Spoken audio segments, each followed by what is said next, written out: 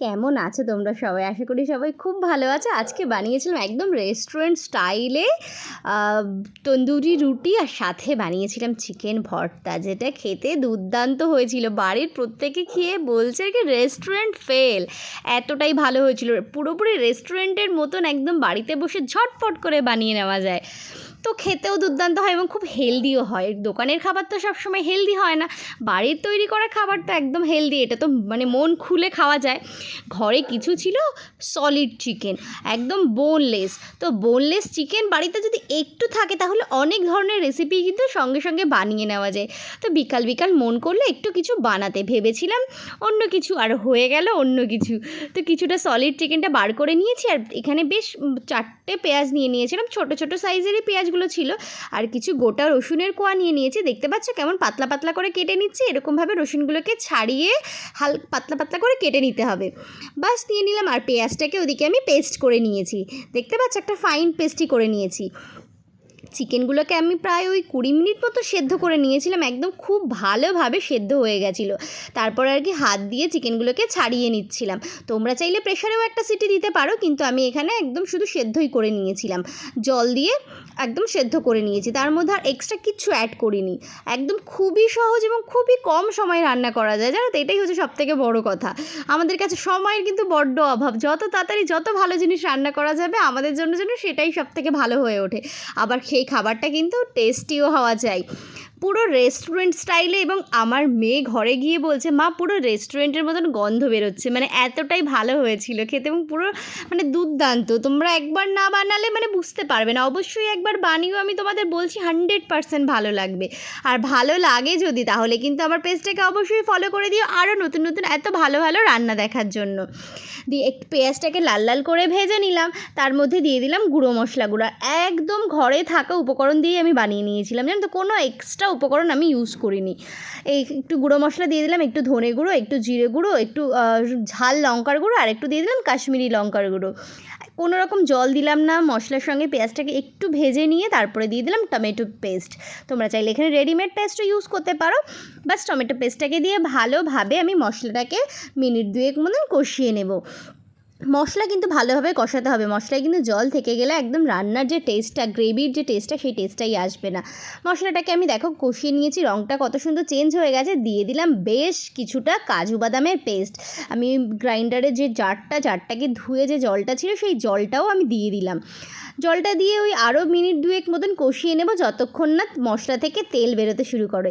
দেখো কী সুন্দর রঙটা এসছে না? তোমরা চাইলে কিছুটা চালমগজ বাটাও দিতে পারো, কাজু বাদাম যদি ঘরে না থাকে, বা কাজু বাদাম হাফ, কাজু আর হাফ চালমগজ মানে দুটো মিলিয়েও দিতে পারো। বাস দিয়ে দিলাম। এবার এটাকে ভালোভাবে মিশিয়ে নিচ্ছি, মিনিট 2 মতন কষিয়ে নেব, কারণ যত লো ফ্লেমে ভালো করে কষাবো তত গ্রেভিটা বেশি ভালো হবে। দিয়ে দিলাম স্বাদ মতো নুন, আর দিয়ে দেবো কিছুটা পরিমাণ চিনি, স্বাদটাকে একটু ব্যালেন্স রাখার জন্য। আর যে রসুনগুলো আমি কোয়া করে রেখেছিলাম সেই রসুনগুলো দিয়ে দিলাম। এই রসুনগুলো কিন্তু একদম ডাইরেক্ট তেলে দেওয়া যাবে না, ডিরেক্ট আর কি তেলে দিলে রসুনের ফ্লেভার হয়ে যাবে বড্ড। রসুনটাকে এইভাবে মশলার মধ্যে দিয়ে দিতে হবে, তাহলে রসুনটা খেতে খুব ভালো লাগে। রুটি বলো, পরোটা বলো, নান রুটি বলো, মানে যেটা দিয়েই খাবে এই রসুনগুলো বেশ ভালো লাগে। বাস মশলাটাকে কষিয়ে নিয়েছি, পুরো তেল বেরোতে শুরু করে দিয়েছে। এইবার দিয়ে দিলাম যে ছাড়িয়ে রেখেছিলাম চিকেনটা, বোনলেস, সেই চিকেনটা দিয়ে দিলাম, সেদ্ধ করা চিকেন তো আমার আগেই একদম সেদ্ধ করাই আছে, তো রান্না করতে খুব একটা বেশি সময় লাগবে না। মশলার সাথে চিকেনগুলোকে আমি একটু কষিয়ে নিলাম, খুব একটা বেশি সময় না। তারপরে যে চিকেন যে স্টকটা ছিল স্টকটা দিয়ে দিলাম। আর এক্সট্রা আমি জল ইউজ করবো না, এখানে খুব একটা বেশি জলের দরকার নেই। আর তোমরা চাইলে এখানে ফ্রেশ ক্রিম ইউজ করতে পারো, মালাই ইউজ করতে পারো, কিন্তু আমি এখানে ফ্রেশ ক্রিম ইউজ করবো না, কারণ ফ্রেশ ক্রিম খাওয়াটা একদমই শরীরের জন্য ঠিকঠাক না, সেহেতু আমি ফ্রেশ ক্রিমটা আমি অ্যাভয়েডই করে থাকি। দিয়ে দিলাম কিছুটা পরিমাণ কাসুরি মেথিটা হালকা রোস্ট করাই থাকে আমার ঘরে, তাহলে তোমরা একটু কড়াইতে একটু নেড়ে চেড়ে রোস্ট করে দিতে পারো, তাহলে ফ্লেভারটা বেশি ভালো আসে। দেখতে পাচ্ছ কি সুন্দর তেল বেরিয়ে গেছে, একটা ক্রিমি টেক্সচার চলে এসছে।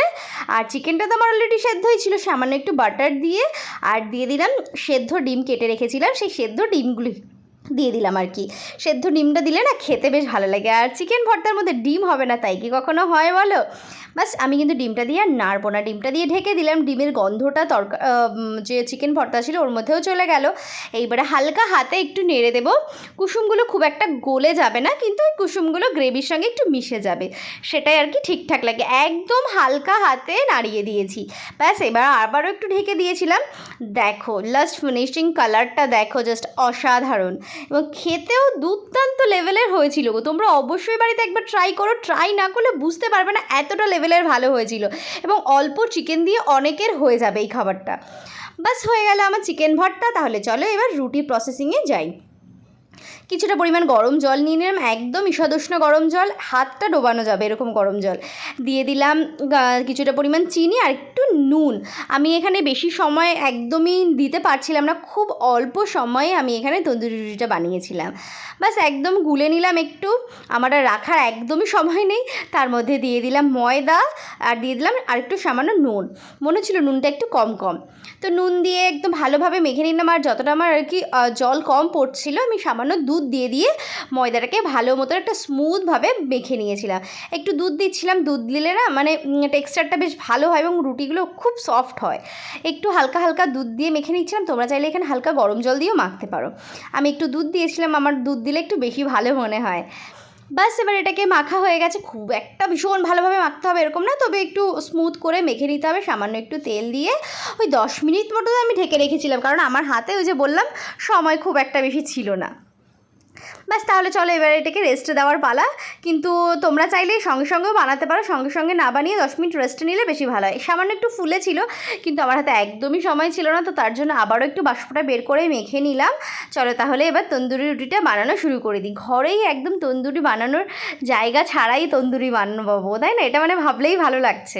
আগে তো ভাবতেই পারতাম না যে তন্দুরি রুটি বাড়িতে বানানো সম্ভব হয়, কিন্তু একদিন ট্রাই করলাম, দেখলাম না বেশ ভালোই হয়। তো ভাবলাম তোমাদের সাথেও শেয়ার করি, তোমাদেরও ভালো লাগবে, তোমরাও বাড়িতে রেস্টুরেন্টের সাথে তন্দুরি রুটি আর চিকেন ভর্তা খেতে পারবে। এই লেচি করে নিয়েছি, আমি এবার ময়দা দিয়েই বেলে নেবো। এখানে কিন্তু কোনো রকমের তেল আমি আর ইউজ করব না, সামান্য হালকা গুঁড়ো ময়দা দিয়েই আমি বেলে নিয়েছিলাম। খুব একটা বেশি মোটা মোটাও বেলিনি, খুব একটা বেশি পাতলাও বেলিনি। আমার খুব একটা বেশি পাতলা ভালো লাগে না, বা খুব একটা বেশি মোটাও ভালো লাগে না। সামান্য একটু জল ওপর দিয়ে একটু ব্রাশ করে দিলাম, আর যে তাওয়াটা গরম করে রেখেছিলাম সেই তাওয়ার ওপরেও আমি একটু জল দিয়ে দেবো। ব্যাস জল দিয়ে দিয়েছি।